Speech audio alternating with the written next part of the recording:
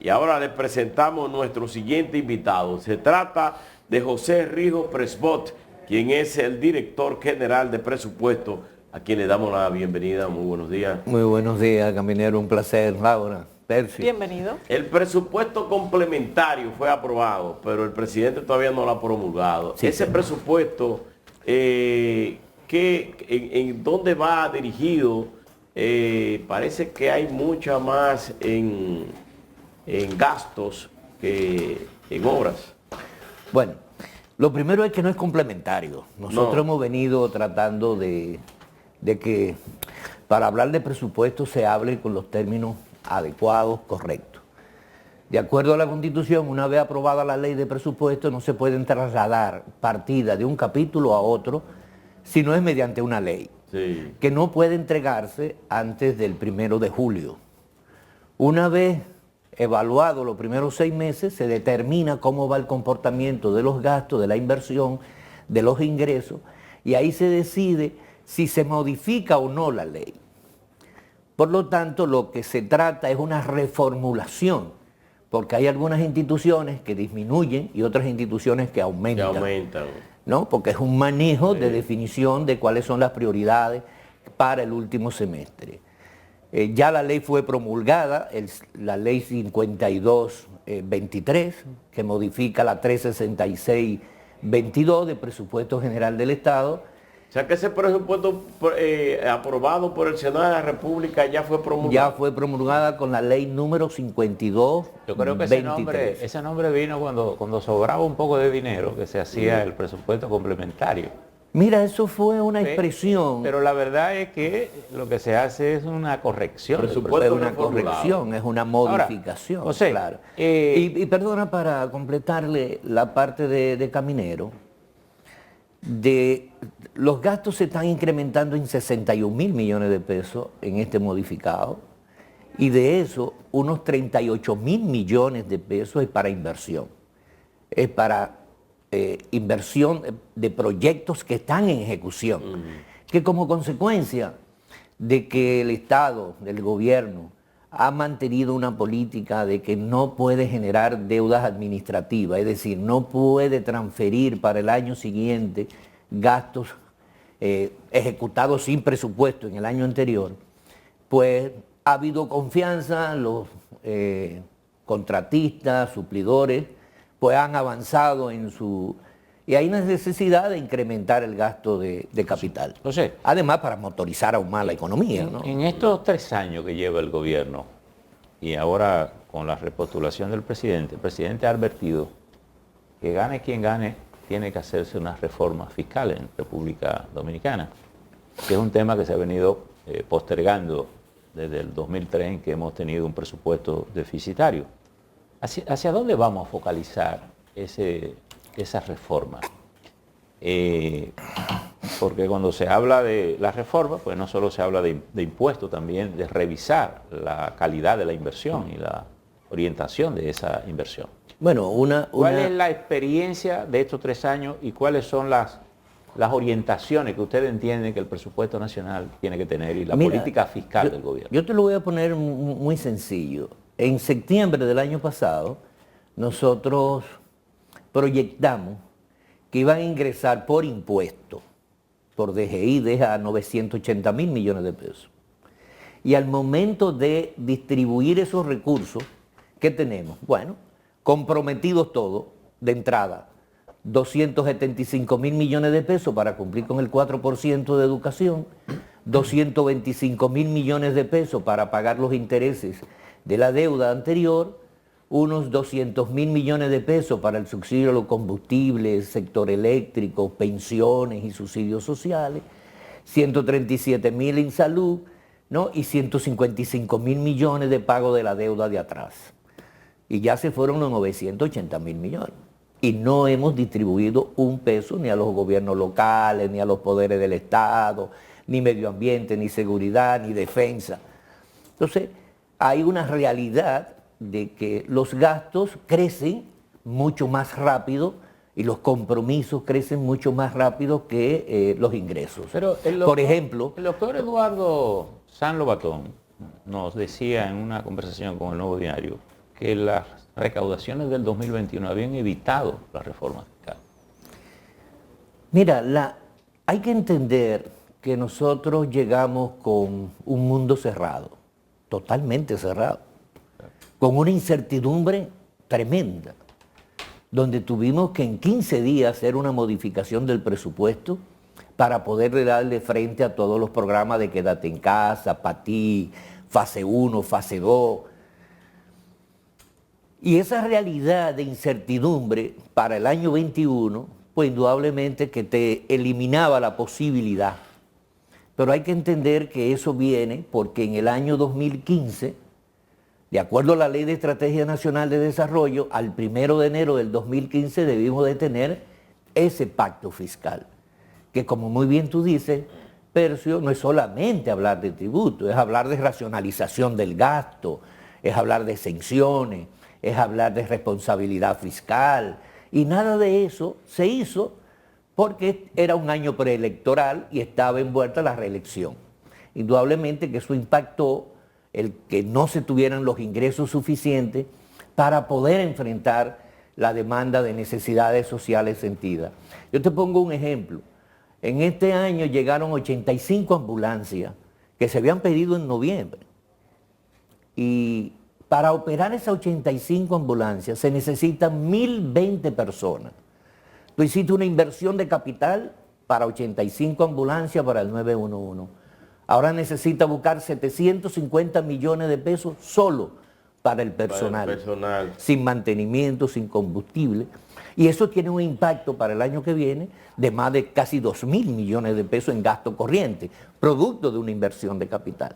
Entonces, todo esto es un manejo de regularizar, de actualizar, y para eso se necesita más recursos. El Ministerio de Economía, Planificación y Desarrollo modificó su pronóstico macroeconómico y está previendo que va a haber un crecimiento menor que el que se había establecido inicialmente, que era de un 4 punto tanto por ciento, y lo bajaron a un 3%. A un 3%. ¿Cómo impacta esa variación, esta variación del presupuesto, valga la redundancia, o en qué medida pudiera, a la inversa, esta variación del presupuesto tener un impacto distinto en este pronóstico que ha hecho el Ministerio de Economía? Para el presupuesto del año 2024 que más nos impacta, indudablemente, porque ya en el reformulado que nosotros planteamos, que se hizo a partir de una proyección de que real y efectivamente en este semestre, al primer semestre crecer nada más 1.2%, para crecer al 4% había que hacer un esfuerzo muy grande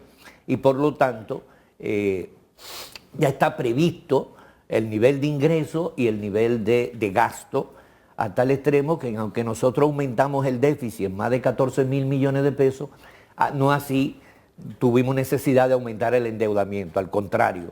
Nosotros originalmente teníamos aprobado por el Congreso 363.000 millones de pesos para endeudamiento de este año y vamos a terminar con 333.000 millones de pesos. Es decir, que hemos hecho una reducción de más de 30.000 millones de pesos en la necesidad de financiamiento. Por lo tanto, para finalizar el año, más ahora con esta inyección de capital que se va a dar solamente al Ministerio de Obras Públicas, estamos hablando de 16.000 millones de pesos para infraestructura. En el Ministerio de la Vivienda más de 5.000, en acueducto más de 5.000 millones, entre INAPA, la CAS, Corazán. Es decir, que todos estos recursos van a motorizar. Esos 16.000 millones de pesos que se le entregará a Obras Públicas para concluir las obras que están en ejecución. Que están en ejecución, indudablemente que sí. Sí, José, pero quisiera ver... Ahora, para el año que viene sí va a tener un impacto, indudablemente. Quisiera ver... Y ahí viene entonces como las cargas fijas. Ya nosotros estamos en la etapa de formulación del presupuesto. Okay. Por tercer año consecutivo, el Consejo de Ministros se reunió, que no se reunía, para conocer la política presupuestaria del 24. Ahí se aprobó un déficit de 3.1% del PIB. El 14 de julio nosotros mandamos los lineamientos, el 17 se entregaron los techos. Ya ahora el 31 todas las instituciones mandaron sus anteproyectos. En presupuesto ahora estamos trabajando en la consolidación de todos los anteproyectos para ver qué queda, qué suelte de forma tal que para mediados 18 de septiembre más o menos se convoque de nuevo al Consejo de Ministros ya para discutir el proyecto que debe someterse antes del 1 de octubre al Congreso Nacional. ¿Qué tipo de candado se le pondrá a los funcionarios? Porque el presidente la semana pasada se reunió con un grupo y dijo que como estamos en un año preelectoral y vienen las elecciones, él quiere que los recursos del Estado no se manejen en campaña. ¿Qué tipo de candado a través de su ministerio? Mira, José Prebo. no, tú sabes que hay un principio en la administración financiera del Estado y es la centralización normativa y descentralización operativa. Mucha gente cree que el presupuesto asigna recursos, quita recursos y no es así. El presupuesto es una ley. Ahora, sí, en el sistema hay una serie de llaves que se colocan de forma tal que para hacer determinado gasto tienen que pedir la autorización. Y ahí es que ahí vienen los controles en viáticos, en gastos de representación, en combustible, en remodelación de edificaciones, ¿no? Y son los candados que tenemos, que hemos venido aplicando durante todos estos años, tratando de que los chelitos rindan. O sea, pero a propósito de todo esto, yo quisiera identificar, por la experiencia que ya ustedes tienen en el manejo del presupuesto y por las proyecciones que ustedes desde la oposición hacían sobre el manejo del presupuesto, si se han identificado cuáles son las fuentes posibles para una reforma fiscal poder incrementar los ingresos y probablemente dentro de la propia gasto de inversión, a dónde se puede hacer una reducción que llevemos el presupuesto a un nivel de sostenibilidad en el tiempo, proyectado a 5 o 10 años. Mira, una de las cosas que nosotros venimos planteando es que todo lo que es el pacto fiscal es una discusión a profundidad de todo el sistema. Yo soy, por ejemplo, de lo que digo, cuando tú vas a un supermercado o a una tienda, te dicen con comprobante fiscal o sin comprobante fiscal. Sí. ¿No? Esa es una pregunta que no debería hacerse. ¿Qué no Sí, debería ser? siempre con comprobante fiscal. Ahora, ¿cuál es la diferencia? Que el comprobante del consumidor final no le sirve para nada al consumidor final. Porque tú no puedes utilizar esos impuestos que tú has pagado para tú como persona física hacer una declaración de impuestos sobre la renta. Entonces tú dices, ¿para qué voy a hacer si eso no me van a descontar lo que yo adelanté? ¿Y en qué beneficia al negociante, al negocio? No lo beneficia. El consumo final. No es que lo beneficia, no lo porque de beneficia. todas maneras Bueno, es tiene... que no todo lo que se consume es válido para crédito Sí. fiscal. Todo para él, para Tú no ellos sí. recuperas- tú no Ahora, recuperas yo como persona física, que no tengo un RNC registrado, porque no hago, porque aquí viene la otra cosa. El 88% de la población dominicana no hace declaración de impuestos sobre la renta como persona física. 88%. Sí, porque es que todos somos asalariados, ¿no? Además, más del 80% gana por debajo del libre exento, del mínimo exento de impuestos sobre la renta. Gana menos de 35,000 pesos. 35,000. Bueno, pero, No, ahí, entonces- pero ahí hay un punto importante, José, que es donde quiero ir. Tengo entendido que de cada peso que entra al dinero público, 67 centavos vienen por vía del consumo. Y eso quiere decir que si es así, los pobres son los que están pagando la mayor cantidad de impuestos. No. Hoy dice el presidente Fernández que el gobierno, que él tiene la sensación que el gobierno gobierna para los ricos. Es decir, parecería que si es así, los pobres son los que están pagando más impuestos. Si vamos a reformular, hacer esa reingeniería... ¿Cuántas reformas fiscales se hicieron anteriormente? Sí, no, muchísimas, ¿Eh? muchísimas. ¿Y dónde se benefició todas la... giran, ¿Y dónde se pero bene- todas- Mira, por ejemplo, te voy a poner un dato de beneficio de la población. En Atomayor, por 36 millones de pesos, 30 años sin tener agua en el acueducto, por 36 millones. En Atomayor habían 104 camiones, ahora hay 4. Sí, pero lo que quiero No, lo ver es- que quiero hacer ver es que eso es un discurso que no tiene ningún sustento, porque cuando tuvo la responsabilidad en el 2015 de hacerlo, no lo hizo. Sí, está bien, pero Es decir, que aquí hay un discurso político muy politiquero y no de objetividad. Estoy de acuerdo. ¿Qué pasa con los impuestos? Indudablemente que en proporción al ingreso, quien más paga es el que menos recibe. Claro. ¿No? Y eso no es. Y- Debe ahora. Y no es justo. Por eso es que le digo, La ¿cómo- mayor pago de cómo impuestos reorientar son eso? como 12 o 15 grandes empresas nacionales, los grandes contribuyentes, ¿no? El problema es, vuelvo y te repito, es un problema de sistema. ¿Cuál es el primer paso que nosotros hemos dado? Racionalización del gasto. ¿Por qué no lo hemos racionalizado más? Bueno, llegamos que teníamos que pagarle dinero a la gente para que se quedara en su casa porque no podía salir a trabajar. Sí, esa fue una realidad planetaria. ¿No? Y encima de eso nos impacta a partir de marzo del año pasado la guerra de Ucrania, que obliga a una disminución de la inflación. Y sigue Entonces, frisado el combustible porque entonces, se paga subsidio. desde marzo tuvimos que hacer un esfuerzo de subsidio a los combustibles. ¿De cuánto va a esta hora ese No, subsidio? 5.100 millones va por este año, pero el año pasado fueron más de 35.000 millones de pesos.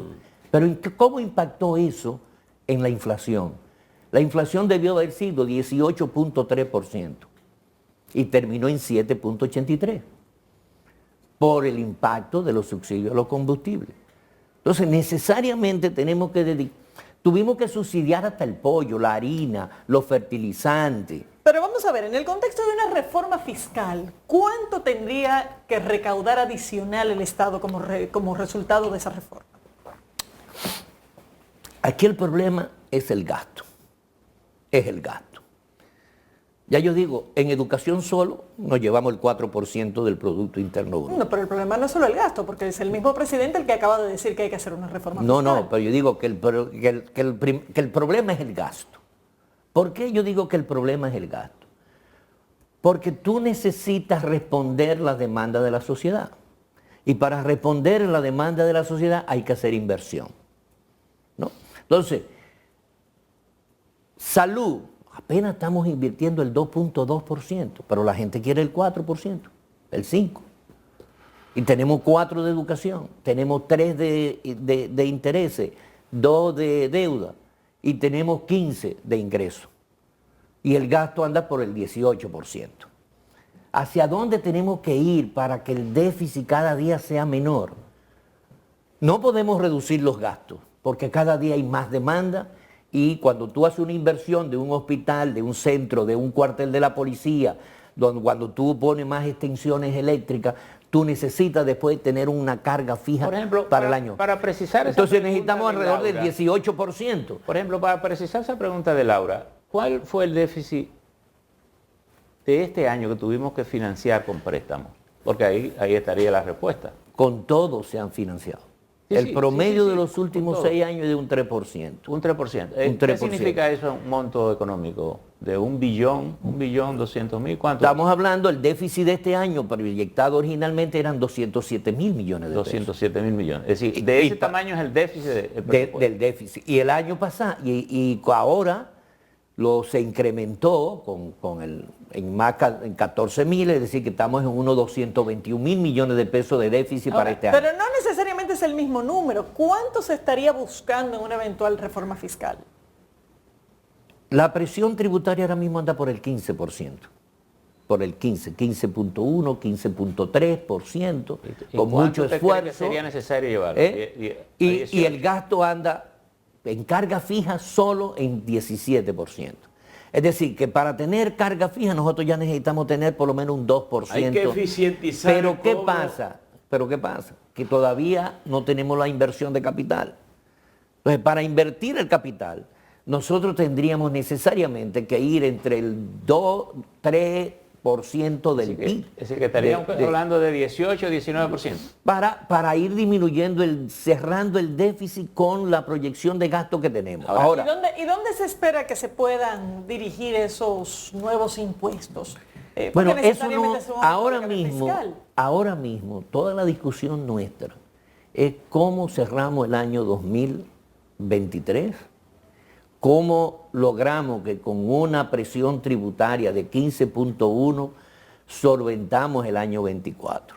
Es decir, para nosotros lo más fundamental ahora es que este año, como los años anteriores, hemos disminuido la necesidad de financiamiento y hemos manejado el déficit. Porque el problema es el déficit. ¿Y por qué el problema es el déficit? Porque yo tengo más gastos que ingresos. Entonces la gente no quiere que nos endeudemos, pero la gente quiere más seguridad ciudadana.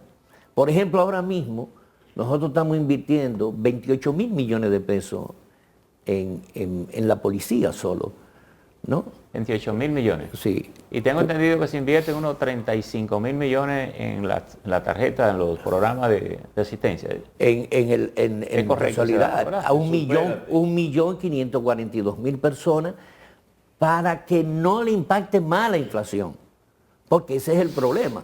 Ahora, toda esta etapa nuestra ha sido la lucha contra la inflación. Entonces, perdóname, porque yo quiero concluir esto diciendo, no es que nosotros no pensemos en los montos, es que hay una necesidad de hacer una redefinición de todo el Estado dominicano también. Una reingeniería presupuestaria. Bueno, tú sabes que aquí se creó, y volvimos otra vez, cuando discutíamos anteriormente, nosotros hablamos, bueno, hay que eliminar tales y tales y tales instituciones. Cuando llegamos, ¿no? ¿Cómo vamos a eliminar instituciones si vamos a tener que estarle pagando afuera? Porque estaba cerrado, ¿no? Entonces, el ir construyendo una nueva institucionalidad gubernamental, óigame, es una tarea difícil. Cambio de... Mire, cambiar eso de que siempre se ha hecho así. Eso, mire... ¿Cómo hay que reducir la evasión en el país eficientizando el cobro para poder superar esos 15 mil millones tributarios? Mira, nosotros indudablemente que hemos avanzado mucho en el mejoramiento de la administración tributaria. Por eso tenemos más ingresos. En impuestos internos los ingresos están por encima de lo estimado ahora mismo, porque hay confianza en pagar los impuestos. ¿Y por qué hay inflación? No. Mira, pero eso nos disminuyó. Al disminuir la inflación ya en la meta, no va a recaudarse lo que se podía recaudar en aduana, donde vamos a dejar de percibir alrededor de 22 mil millones de pesos. Es decir, que también esta disminución de la inflación, que ya está en el rango de 4%, más o menos 1%. La inflación te da más ingresos y también te genera más gastos. Pero te genera, exactamente. Pero en el manejo de diario eso es... bueno, yo de verdad, miren, yo les digo. Es una tarea difícil. Pero fíjese. Jamás yo pensé que nosotros íbamos a enfrentar lo que hemos enfrentado en estos 3 años. Jamás. Es que el día a día, el distribuir los recursos, el cumplir con las demandas sociales de 20, 25, 30 años, en un país que creció por 50 años más del 5%, ¿no? Y que tuvimos que dar en 2 años y medio a 2.300.000 personas abastecimiento de agua potable. Te quiere indicar claramente pero de que, vamos a ver lo siguiente. La economía en el mes de julio se movió 2.9 según el informe del Banco Central, lo que quiere decir que el ajuste en la proyección que hace el Ministerio de Economía parece que está orientada en esa línea. Tú sabes que el marco macroeconómico, sí, que es de lo que estamos hablando, no es una estimación solo del Ministerio de Economía, es del Banco Central, claro, pero con la inflación, precio del dólar y Hacienda, es decir, los 3 organismos son los que definen el marco macroeconómico. Que van midiendo más o menos el nivel de crecimiento de la economía. Y si la economía se reduce en su crecimiento, pues lógicamente tiene el efecto de disminuir fuentes de ingresos. Ahora, aquí cuando se ha hablado de reforma, se habla de muchas cosas. Se habla de los subsidios a los sectores económicos. Se habla de gravar más impuestos, es decir, ¿a dónde gravar más impuestos? Ahí es donde yo quisiera ver si ustedes han pensado en identificar esas fuentes, porque las fuentes siempre son más diversas. Y si yo quiero mover entre 15 a 18, 19 la presión fiscal, tengo que pensar en quiénes son los sectores que me van a dar. Igual, Caminero preguntaba una cosa, la evasión. Se habla en un momento que en la renta se va del 50%, en el ITEVI se ha dicho que se va de 40%. Es decir, ¿hay cifras ciertas en esos renglones como para hacer una proyección cierta de lo que se pudiera recaudar en cada uno de ellos? Mira, vuelvo y repito, nosotros no estamos en reforma fiscal ahora. Bueno, pero Nosotros estamos trabajando. no he dicho que estén ahora. No, pero lo que quiero decir es que nuestras preocupaciones ahora no son las que tendrán necesariamente que enfrentar tal vez las nuevas autoridades a partir del 24. Sí o sí, ¿no? Lo que sí nosotros estamos conscientes es de los avances que hemos tenido. Ocupamos el 9º puesto de 120 países en transparencia presupuestaria. Usted puede conocer, mañana martes sale la notificación de los martes. Si entran a nuestro portal, digepre.gov.do, usted puede ver la ejecución del presupuesto desde el 1 de enero hasta el viernes pasado. Todo. Y si lo quiere ver por detalle, ahí hay una tabla dinámica que le ayuda a ir por partida, porque el presupuesto usted lo puede ver por capítulo, lo puede ver por objeto, por auxiliar. ¿Cuánto se gasta en combustible en tal institución? Usted lo puede ver toda la semana de cómo va la ejecución. ¿Por qué se suspendió la publicación de los pagos a proveedores que estaba haciendo inicialmente el gobierno? Que lo publicaban en los periódicos.